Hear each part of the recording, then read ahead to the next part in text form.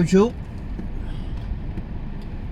No doubt you'll have seen the other video of the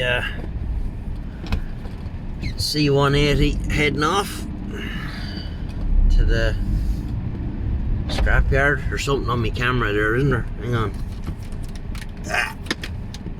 That's better. So yeah, new motor. Picked this up, I'll have it a good few weeks now. I had it all the while I was stripping out the other car. I took everything in it all the new bits I put in it, I took them all out. As well as all the good stuff you should have as spares. Starter, alternator, all that kind of carry on. So what we have going on here now is a 2003 CLK 200 Mercedes coupe. Low miles, it's only 82,500 miles on it. It was originally a UK car, and it was brought into Ireland in 2006 and had one owner here for all that time. A woman had it in Dublin, and fortunately she passed away, and got the car from the son for 500 notes. Over here in this country, road tax on old cars like this is astronomical.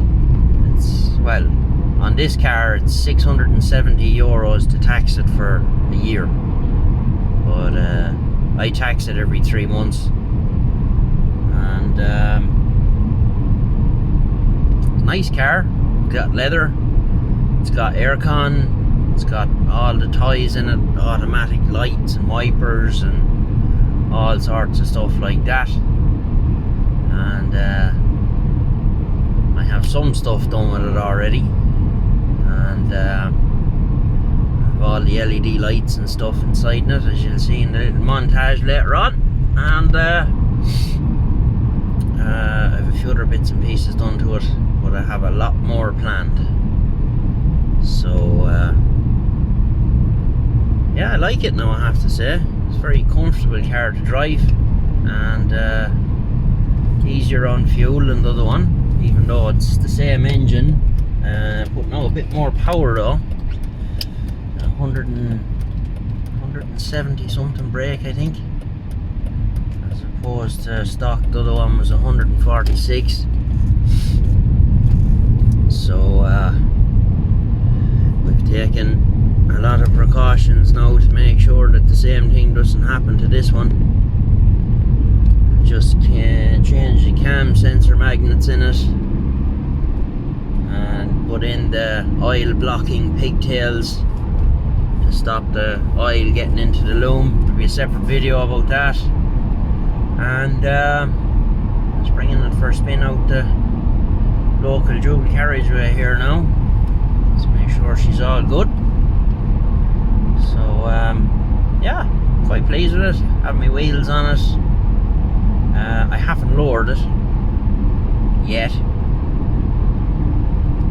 but I have the other struts, like I just took them out complete, so I can just swap out the struts. And I have 2 different sets of springs for the back, because the back end of this one doesn't sit as low as the C180 coupe did, so we'll probably end up using the rear springs this time. I didn't use them the last time because the back of the car was low enough.